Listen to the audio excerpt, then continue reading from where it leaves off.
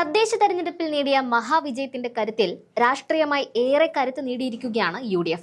നിയമസഭാ തെരഞ്ഞെടുപ്പിൽ വിജയം സുനിശ്ചിതമാണെന്ന ചിന്തയിൽ മുമ്പെങ്ങുമില്ലാത്ത ഒത്തൊരുമയിൽ ഒറ്റക്കെട്ടായി UDF ഇറങ്ങുമ്പോൾ ഒരു കാര്യം ഉറപ്പിക്കാം: CPM കോട്ടകൾ ഇളകി തുടങ്ങിയിരിക്കുകയാണ്. ഭരണപക്ഷത്തിന്റെ നെഞ്ചിൽ അവസാന ആണിയടിച്ച് PV അൻവറും UDF ക്യാമ്പിലേക്ക് എത്തിക്കഴിഞ്ഞു. അൻവറിന്റെ വരവോടെ ഒരു കാര്യം ഉറപ്പിച്ചു: വരുന്ന നിയമസഭാ തെരഞ്ഞെടുപ്പിൽ ബേപ്പൂരിൽ തന്നെ UDF പിന്തുണയോടെ PV അൻവർ മത്സരിക്കും. PV അൻവറിന്റെ തൃണമൂൽ കോൺഗ്രസിനെ UDF അസോസിയേറ്റ് അംഗമാക്കിയതിന് പിന്നാലെയാണ് ബേപ്പൂരിൽ അൻവറിനെ സ്വാഗതം ചെയ്ത് ഫ്ലെക്സ് ബോർഡുകൾ ഉയർന്നിരിക്കുന്നത്. അൻവറിന് ബേപ്പൂരിന്റെ മണ്ണിലേക്ക് സ്വാഗതം എന്നെഴുതിയ ഫ്ലക്സുകളാണ് പ്രദേശത്ത് പ്രത്യക്ഷപ്പെട്ടിരിക്കുന്നത്. മന്ത്രി PA മുഹമ്മദ് റിയാസിന്റെ മണ്ഡലമായ ബേപ്പൂരിൽ മത്സരിക്കാൻ തയ്യാറാണെന്ന് മുൻപ് തന്നെ PV അൻവർ പറഞ്ഞിരുന്നു. അന്ന് പക്ഷേ അൻവർ ഒറ്റയ്ക്കായിരുന്നുവെങ്കിൽ ഇന്ന് UDFന്റെ ശക്തമായ പിന്തുണയുണ്ട്.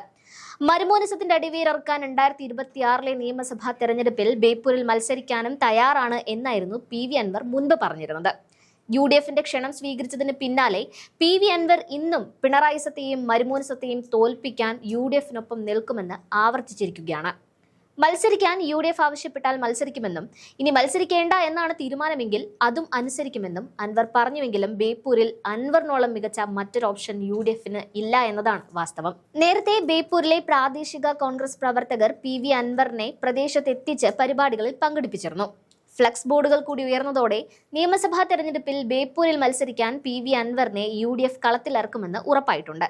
അതുകൊണ്ട് തന്നെ വരുന്ന നിയമസഭാ തെരഞ്ഞെടുപ്പിൽ ഏറ്റവും വാശിയേറിയ മത്സരം നടക്കുന്ന മണ്ഡലം കോഴിക്കോട് ജില്ലയിലെ ബേപ്പൂർ ആയിരിക്കും എന്ന് ഉറപ്പായിരിക്കുകയാണ്.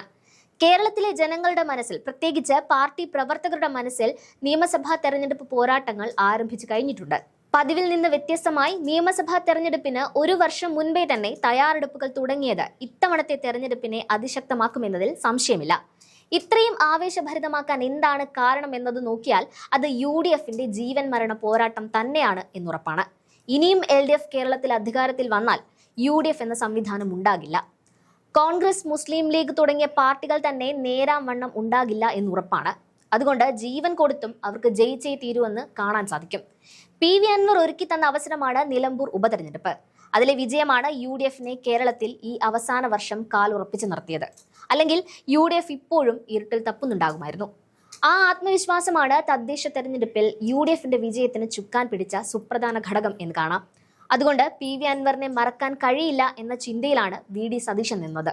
UDF പ്രവേശനത്തിന് പിന്നാലെ തിരുവമ്പാടിയും വേണ്ട, നിലമ്പൂരും വേണ്ട, ബേപ്പൂരിൽ മത്സരിച്ച് വിജയിക്കും എന്ന ഉറച്ച തീരുമാനത്തിലേക്ക് എത്തുകയാണ് PV അൻവർ. അതിന് UDFന്റെ പിന്തുണ മാത്രമാണ് അദ്ദേഹം ആഗ്രഹിക്കുന്നത്.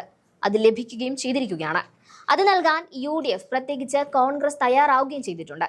കാരണം 2021 മത്സരിച്ച KPCC general secretary PM Niyas 28,000-ലധികം വോട്ടിനാണ് CPMലെ റിയാസിനോട് തോറ്റത്. ഇനിയും PM നിയാസിന് സീറ്റ് കൊടുത്താൽ അത് തന്നെയായിരിക്കും അവിടെ UDFന്റെ അവസ്ഥ. ബേപ്പൂർ മണ്ഡലം എന്നല്ല, കേരളത്തിൽ എവിടെയും ജയസാധ്യത ലെവലേശം പോലും ഇല്ലാത്ത നേതാവാണ് PM നിയാസ് എന്ന ആരോപണം നേരത്തെയും ഉയർന്നിരുന്നു. ഈ സാഹചര്യത്തിലാണ് UDFലേക്കുള്ള അൻവറിന്റെ വരവിനെ നേതാക്കൾ രണ്ടു കൈയും നീട്ടി സ്വീകരിക്കുന്നത്.